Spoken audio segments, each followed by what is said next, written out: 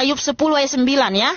Ingatlah bahwa engkau yang membuat aku dari tanah liat. Jadi Adam itu dari tanah liat, bukan dari tanah longsor, bukan dari tanah sengketa apalagi. Jadi siapa di sini yang suka bersengketa ya? Mungkin dia dari tanah sengketa, teman-teman. Nah, Adam itu dari tanah liat, yang dijelaskan tadi di Ayub 10 ayat 9. Dan bagaimana cara Tuhan membentuk Adam ini? Tuhan Yesus mengambil tanah liat, ya. Lalu dibentuklah kepala Adam, mata, hidung, alis, ya. Terus badan dibentuk dengan penuh kasih sayang, Bang, ya. Lalu setelah terbentuk dengan sempurna tubuh Adam, lalu Tuhan Yesus mengembuskan nafas kehidupan ke hidung Adam, ya. Ayat 21 sampai 24 ya. Tuhan Yesus membuat Adam tidur nyenyak. Lalu Tuhan Yesus mengambil salah satu rusuk Adam, lalu diciptakannya lah perempuan menjadi istri Adam, ya, penolong yang sepadan buat Adam. Sehingga ketetapan Tuhan Yesus sejak semula yaitu pernikahan monogami, satu Adam dan satu Hawa. Tuhan Yesus tidak menciptakan 2, 3, 4, 5 Hawa, tapi hanya satu. Artinya, lembaga pertama yang didirikan Tuhan adalah pernikahan monogami, bukan poligami. Sehingga hanya boleh satu ada istrimu, jangan kamu menikahi banyak perempuan sekaligus. Karena itu bertentangan dengan ketetapan Tuhan sejak semula, ya. Dan Adam Hawa diciptakan hari ke-6, Bang. Ayatnya yang tertulis di Kejadian 1 ayat 31. Jadi lengkap, Bang. Tuhan bisa memberitahu bagaimana cara dia menciptakan Adam, hari keberapa, prosesnya seperti apa, kenapa manusia itu makhluk yang paling indah, paling mulia, paling berakal di antara semua ciptaan, karena kita diciptakan menurut gambar dan rupanya. Nah, sangat lengkap kan? Secara detail dijelaskan. Karena apa? Tuhan Yesus sang penciptanya, Bang. Nah, kalau ciptakan nggak tahu manusia diciptakan hari keberapa, prosesnya seperti apa, nggak akan tahu, karena bukan dia penciptanya. Tapi kenapa Tuhan Yesus bisa memberitahu begitu detail dan sistematis dan juga sempurna? Karena dia sang penciptanya, Bang. Nah, sudah paham? Ini saya mau tanya lagi nih, Kak, sama Enggak, bentar dulu. Sudah paham apa belum? Paham, Kak, paham. Oke. Kalau menurut Kakak ini hak agama apa yang paling bagus lah ini? Abang tahu arti agama itu apa? Ya, maka itu saya nggak tahu kan, tanya sama kakak. Kakak kan yang lebih tahu. Saya belum tahu. Ya kalau aku tahu, nggak mungkin saya tanya sama kakak agama apa yang paling bagus kan? Iya. Karena Sebentar saya dulu, tidak ya. tahu. Abang di sini bukan mencari tahu agama mana yang paling bagus. Karena agama itu, Bang, buatan manusia. Yaitu di mana kata agama berasal dari bahasa Sanskerta dari India sana, Bang. Yang di mana a artinya tidak, gama artinya tidak gitu. Jadi kata agama itu berasal dari buatan manusia, Bang. Nah, makanya di sini bukan tentang agama mana paling bagus, Bang. Karena agama itu buatan manusia. Di sini tentang kebenaran Tuhan Yesus, Bang. Bahwa Tuhan Yesus adalah sang kebenaran sejati gitu, Bang.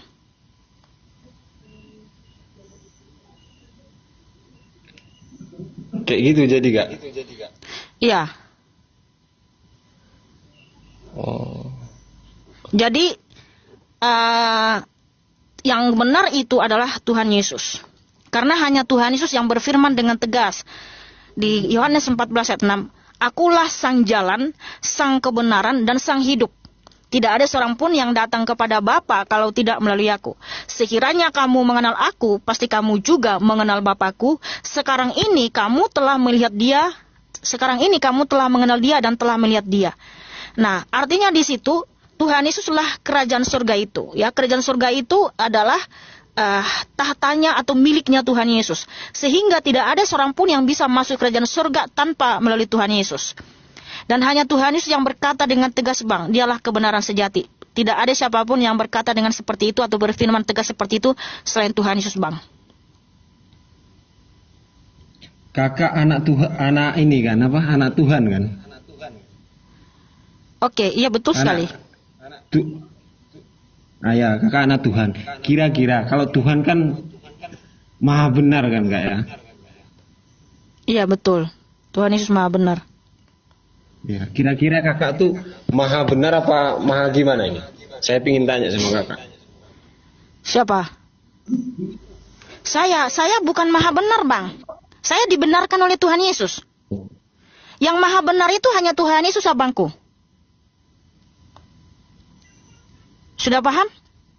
Saya itu tidak benar, saya manusia berdosa, Bang.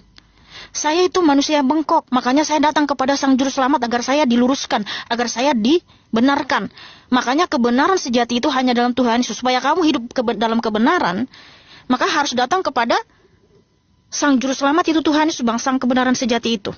Karena gini, Bang ya, kodrat kita itu manusia berdosa. Karena apa? Adam dan Hawa itu telah jatuh dalam dosa sehingga kita dilahirkan dalam yang memiliki kodrat dosa, sehingga kita tidak mungkin benar selain dibenarkan oleh Tuhan Yesus. Makanya Bang, manusia di dunia ini tidak ada yang bisa melakukan kebenaran atau suci. Jadi kita harus disucikan melalui darah Kristus yang tercurah di atas kayu salib. Kita harus dibenarkan oleh karena kebenaran Kristus. Cara kakak bicara kayaknya yakin kalau kakak itu selalu benar bicara. Haleluya, haleluya. Jadi gini Bang, kenapa saya begitu yakin? Karena yang saya sampaikan adalah firman Tuhan, bukan kebenaran saya Bang. Makanya kalau saya menjawab itu selalu pakai dalil, selalu pakai firman Tuhan. Kalau orang bertanya di sini Bang, saya menjawabnya berdasarkan kebenaran firman Tuhan, bukan berdasarkan pemikiran saya Bang. Makanya saya sangat yakin Bang. Ya, jadi hikmat dan kebijaksanaan itu hanya dari Tuhan Yesus Bang. Makanya saya sangat yakin. Karena di Amsal 8 ya, Tuhan Yesus itu memiliki hikmat sejak semula. Makanya dialah sumber segala hikmat, sumber segala kecerdasan Abang. Sehingga penerima hadiah Nobel terbanyak itu adalah Kristen dan Yahudi hampir 90% ya, 86, sekian. Itu artinya hampir 90 ya. Kenapa? Kristen dan Yahudi penerima hadiah Nobel, artinya pencipta ilmu teknologi Bang. Hampir 90% Bang. Karena Tuhan yang disembah mereka itu adalah Tuhan pencipta langit dan bumi, sumber segala hikmat, sumber segala kecerdasan Bang. Seperti itu Bang ya. Oke, saya rasa sudah cukup dulu Bang. Tetap semangat abangku. Terima kasih sudah bertanya. Adonai Yesus HaMashiach memberkatimu dan mengasihimu.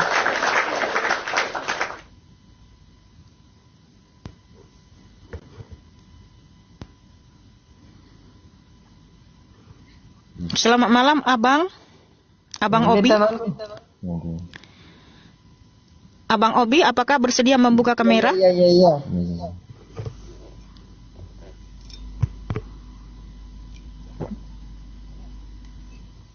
Mbak, Assalamualaikum. Waalaikumsalam. Ya silakan saudaraku, ada yang mau ditanyakan? Gini ya Mbak, mau bertanya. Apakah Yesus pernah bilang bahwa dia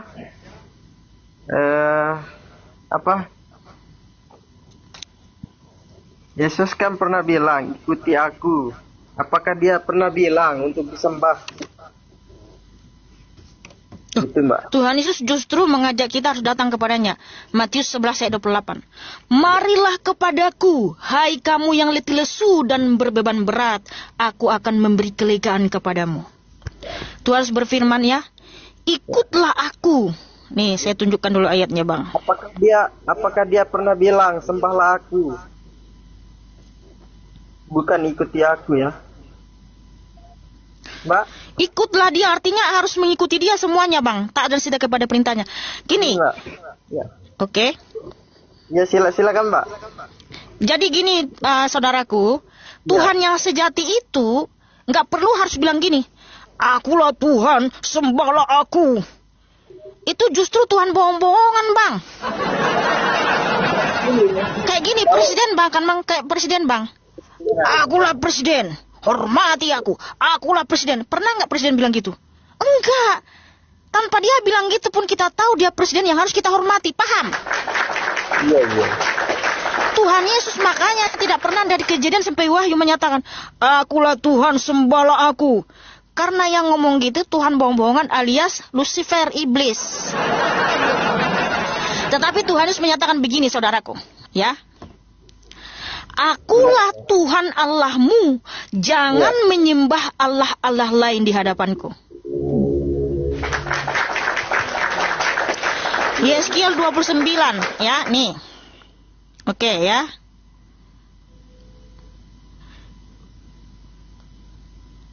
Tuhan Yesus berfirman, oke, seperti ini. Ya. Imamat 44. Sebab akulah Tuhan Allahmu, maka haruslah kamu menguduskan dirimu, dan kamu harus kudus, sebab aku ini kudus. Ya. Kemudian juga, sebentar ya, karena akulah Tuhan Allahmu ini banyak juga ya. Tuhan berfirman menegaskan seperti itu. Di Yeskiel 20:19. Akulah Tuhan Allahmu, hiduplah menurut ketetapan-ketetapanku, dan lakukanlah peraturan-peraturanku dengan setia. Kemudian segini saudaraku ya, Tuhan Yesus itu mengaku Tuhan disertai dengan perbuatan. Kenapa?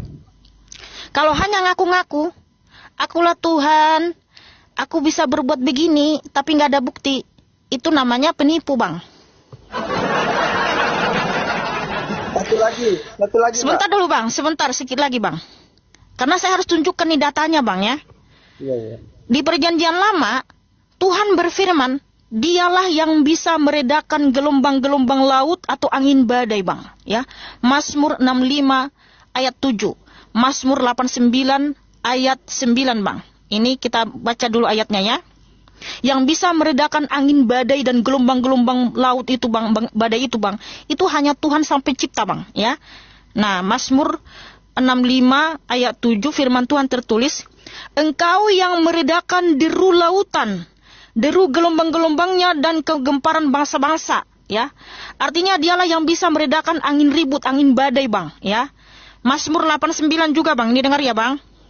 Iya. Mazmur 89 ayat 9 ya. Engkaulah yang memerintah kecongkakan laut pada waktu naik gelombang-gelombangnya, engkau juga yang meredakannya.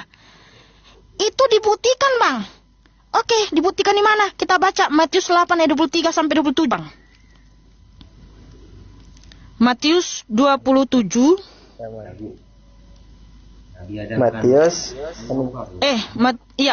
Matius 8 ayat 23 sampai 27 Bang, ya. Matius 8 ayat 23 sampai 27 silakan cek teman-teman, angin ribut diredakan ya.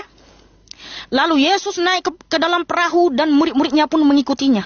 Sekonyong-konyong mengamuklah angin ribut di danau itu sehingga perahu itu ditimbus gelombang, tetapi Yesus tidur. Maka datanglah murid-muridnya membangunkan dia, katanya, Tuhan, tolonglah kita binasa. Ia berkata kepada mereka, mengapa kamu takut, kamu yang kurang percaya? Lalu bangunlah Yesus menghardik angin itu dan danau itu, maka danau itu menjadi teduh sekali. Nah, dibuktikan melalui perbuatan Bang. Alkitab berkata, yang bisa meredakan angin ribut, gelombang laut, gelombang badai, hanya Tuhan Sang Pencipta. Dibuktikan sama Tuhan Yesus Bang. Tuhan hanya menyatakan, tenanglah, diam. Langsung diam Bang angin badai itu Bang. Itulah buktinya Tuhan itu Allah yang Maha Kuasa Bang. Pertanyaan satu lagi Mbak. Ya silakan saudaraku. Yang masalah menciptakan Nabi Adam. Ya. Kan Yesus kan berwujudannya sebagai manusia ya. Bagaimana dia menciptakan Adam sedangkan dia adalah manusia? Mohon maaf Bang, kenapa Bang bilang bagaimana dia menciptakan Adam sedangkan dia adalah manusia? Emangnya ada Alkitab yang berkata Tuhan itu manusia seperti kita yang berasal dari tanah? Bukan, dia kan berwujud manusia gitu. Oh, karena gini Bang, eksistensi Tuhan Yesus itu bahwa dia adalah cahaya terang yang tak terhampiri. 1 Timotius 6 ayat 16. Dia adalah roh yang berkuasa. Yohanes 4 ayat 24. 2 Korintus 3 ayat 17 ya. Tetapi dia bisa menyatakan diri Bang. Dia bisa menyatakan diri dalam flesh, dalam tubuh seperti kita, di mana tubuhnya itu, Bang, prototipnya kita. Jadi kita diciptakan menurut gambar dan rupa Tuhan Yesus, Bang, ya. Makanya Alkitab berkata di Kejadian 1 ayat 27, Tuhan Yesus itu menciptakan kita menurut gambar dan rupanya, Bang.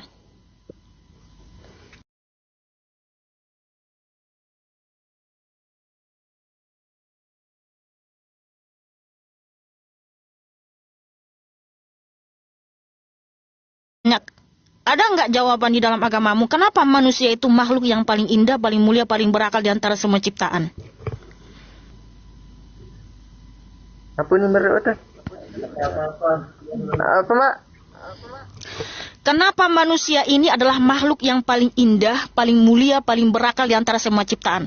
Kamu lihat semua ciptaan, ya, kamu bandingkan sama manusia. Kan manusia yang paling indah, toh, paling mulia, paling berakal di antara semua ciptaan, toh? Betul kan? Ya kan? Ya, ya. Nah, kenapa? Bisa nggak kitamu atau Tuhanmu menjawab itu, Bang? Ya, saya kurang gini ya, Mbak. Saya kurang mengetahui masalah-masalah itu ya, tapi saya cuma mau bertanya sama Mbak. Nah, itu dia, artinya kamu nggak bisa jawab, toh. Padahal kalau kamu bercermin, Bang, kamu sedang melihat ciptaan Tuhan yang paling indah, paling berakal, dan paling mulia, Bang. Ketika kita melihat diri kita dalam cermin, kita sedang melihat Tuhan Yesus. Karena apa, Bang? Alkitab berkata di Kejadian 1 ayat 27, bahwa manusia itu diciptakan menurut gambar dan rupanya. Kejadian 5, ya, Adam dan Hawa itu diciptakan menurut gambar dan rupanya. Wow, haleluya, haleluya. Sungguh dahsyat firman Tuhan, saudara-saudaraku. Tidak ada Tuhan yang maha dahsyat dan maha kudus.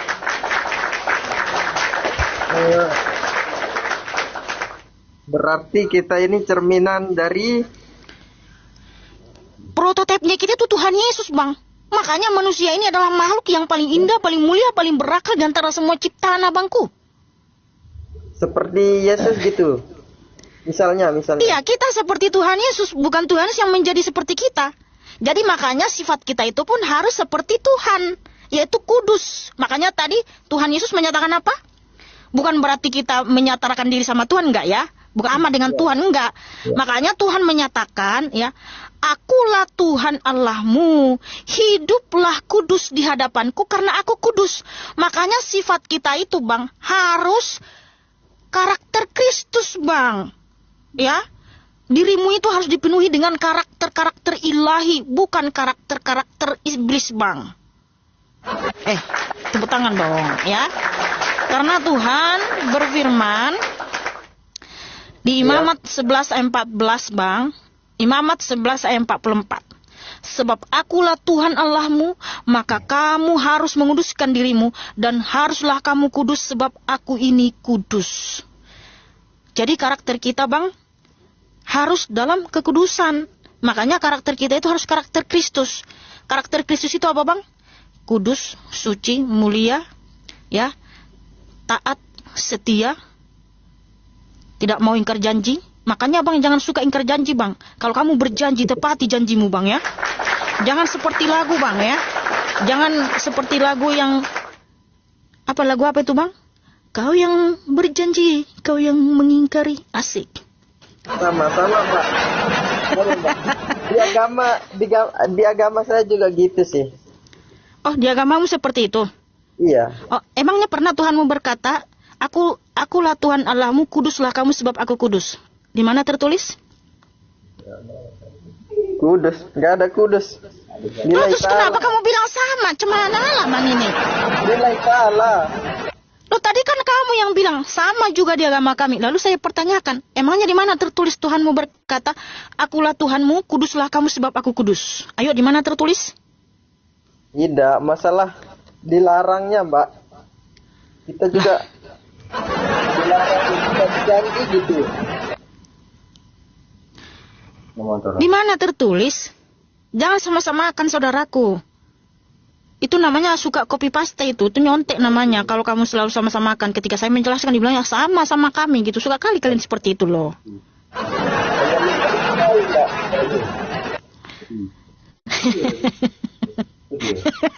Maaf ya Mbak. Iya, nggak apa-apa saudaraku. Itulah, suka kali nyontek-nyontek ketika ditanya dalil, pusing 7 keliling. Saya bukan gimana ya? Saya bukan ustadz Mbak, tapi adalah sedikit-dikit gitu. Emangnya harus ustadz yang bisa jawab pertanyaan? Dia kan bisa Ntar dulu. Dia kan bisa memahami isi Al-Qur'annya. Oh, jadi kamu nggak bisa memahami isi Al-Quran? Ya, kita hanya sekedar orang-orang yang percaya kepada Allah. Belajar sedikit demi sedikit lah, Mbak.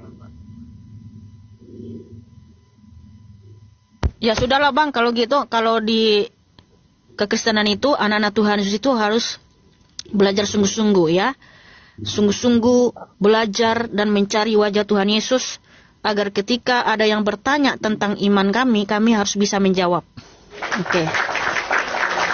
Seperti itu Bang, terima kasih Bang, tetap semangat. Terima kasih sudah bertanya. Ya, Adonai Yeshua HaMashiach memberkatimu dan mengasihimu.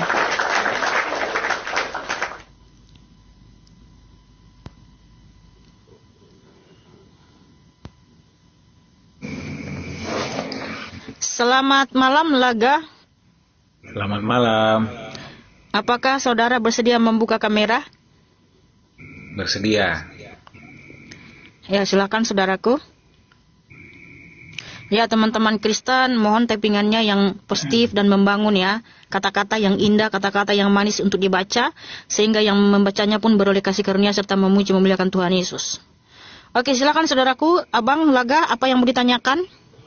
Mohon maaf, di sini kan kita bertanya ya. Bukan berarti kita beda agama untuk saling menghujat, saling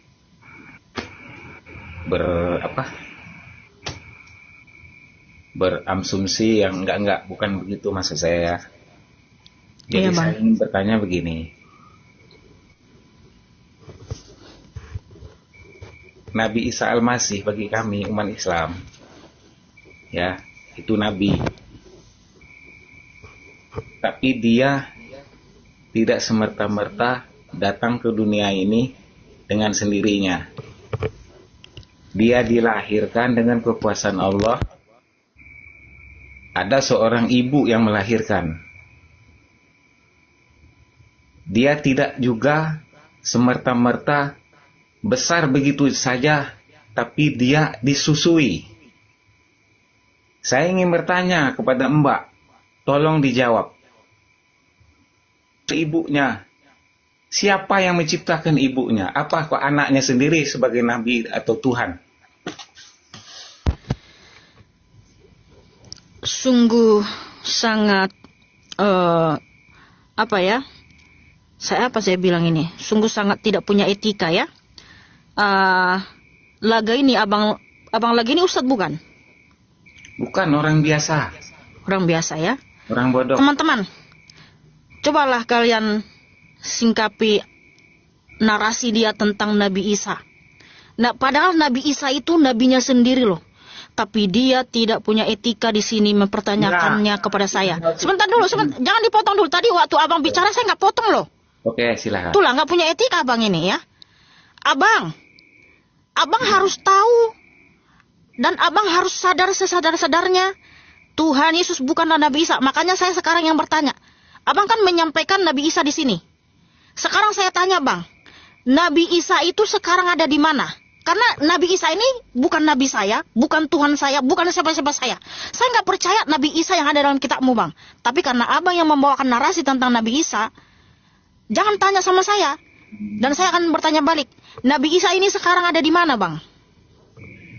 Ini kalau kita mau membeberkan masing-masing di dalam kitab kita masing-masing, saya Al-Quran, kamu Alkitab gitu.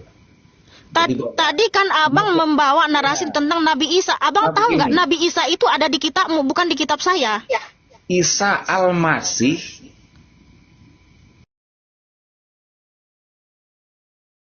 Masih itu Yesus Kristus. Yesus Kristus adalah Tuhan kalian. Ya? Oke, stop. Nah, Jadi Yesus abang Kristus menyamakan. masuk di dunia ini melalui Sebentar dulu bang. lahir dari Sebentar Siti dulu bang. Maryam. Sebentar. Siti Maryam ini menyusuin dia sampai dia besar. Sebentar dengan dulu, Bang. Isa Al-Masih. Terus yang menciptakan ibunya itu siapa? Sebentar dulu bang. Tadi abang ya menyamakan Tuhan Yesus Kristus dengan Nabi Isa dalam kitabmu ya. Abang bertanggung jawab ketika kami minta klarifikasi ini. Bagi kami itu Ha-ha. Nabi Isa. Bagi kalian Yesus Kristus. Kan Oke, kita jadi kan- abang menyamakan ya. Saya ikuti alur abang. Abang Enggak, menyamakan bukan. Tuhan Yesus dengan Nabi Isa sama. Bukan menyamakan. Bagi Loh. kami keyakinan kami itu Ini ngerti Isa nggak sih? Al-Masih itu adalah Nabi Isa. Nabi Iya, Isa- bagi kalian itu Yesus Kristus. Ngerti nggak sih? Bentar dulu bang. Gini, Ya. abang tahu nggak? Saya hadir sebagai apologet itu untuk meluruskan tuduhan-tuduhan keji terhadap Tuhan Yesus yang menyamakan Tuhan Yesus dengan Nabi Isa yang ada dalam kitabmu. Enggak. Tapi kalau abang menyamakan, saya ikuti alurmu. Sekarang kamu menyamakan Tuhan Yesus dengan Nabi Isa, itu sama. Saya tanya, Isa Al-Masih itu siapa? Loh, kok bingung bang? Cemananya nih bang ini? Saya tanya Isa Al-Masih itu siapa? Makanya saya bilang saya nggak percaya sama Nabi Isa yang tertulis dalam kitabmu bang. Iya, boleh. Saya nggak kamu- percaya dia itu nabimu. juga nggak Saya nggak percaya dia nabi, nggak percaya dia ada. Tuhan. Ih, Tuhan Yesus tolong ampunilah dia. Ini kenapa sih kok nggak nyambung-nyambung ya? Bukan nggak Sebentar dulu bang, nyambung. kamu ngerti nggak sih? Kamu punya akal nggak sih untuk mengerti kata-kata yang kamu ucapkan? Begini bang, kamu kan menyamakan Tuhan Yesus itu sama dengan Nabi Isa Al-Masih di dalam kitabmu. Jangan ngomong dulu bang, saya mute kamu. Gini bang, abang kan menyamakan Tuhan Yesus itu sama dengan Nabi Isa. Sementara kami bilang itu tidak sama karena ketika kita kaji Al-Quran dan Alkitab, itu dua pribadi yang sangat berbeda. Tetapi jikalau kamu menyamakan, saya ikuti alurmu bang, saya ikuti. Oke, jadi sekarang kamu menyamakan Tuhan sama dengan Nabi Isa AS dan ketika saya minta klarifikasi kamu bertanggung jawab ya. Enggak, cuma begini. Saya tanya, oke, Yesus Kristus itu sebagai Tuhan, ya? Bukan, sekarang bertanggung jawab dulu Tapi saya sama tanya ucapanmu lagi, tadi. Yesus Kristus itu dilahirkan bukan. Oh alah, kamu dengar dulu. Kamu tadi menyamakan, bagi kami Isa Al-Masih itu adalah Yesus Kristus. Nah sekarang saya minta klarifikasi bang, pertanggungjawaban dari dirimu. Kalau Tuhan itu sama dengan Nabi Isa, ya, sekarang kamu pertanggungjawabkan. Ingat ya bang, kalau ada dua kitab menjelaskan satu oknum, tapi di antara kedua kitab ini berbeda, ya, dijelaskan tentang kisahnya, pasti ada konsekuensi logis. Yang satu salah dan satu benar. Apakah abang terima itu konsekuensi logisnya? Ketika kamu samakan Nabi Isa Al-Masih dalam kitabmu dengan Tuhan Yesus Kristus, konsekuensi logisnya ada satu yang benar dan ada satu yang salah. Nah, bagaimana kita mencari tahu siapa yang salah dan benar yang mengisahkan oknum ini? Kita tracing berdasarkan fakta-fakta sejarah. Siap, Bang? Berani? Berani kita tracing berdasarkan Berani. fakta-fakta sejarah? Saya berani. Tapi saya bertanya sekali lagi. Enggak, sungguh dulu. Jangan ganti topik. Ini masih tentang kamu Yesus Kristus menyamakan itu Tuhan sebagai dengan Nabi Isa Tuhan. alaihissalam. Terus Tuhan Oh, itu alah. dilahirkan. Kamu Tuhan Oh, itu alah. dilahirkan.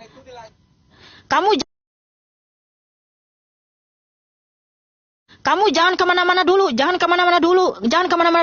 kamu alihkan dulu topik ya. Oh alah, kenapa nih abang ini? Katanya tadi di sini bukan framing, Jangan bukan dimiutin asumsi. dong. Jangan dimiutin. Ini Jawab dengan benar. Kamu dimiutin, nggak adil ini.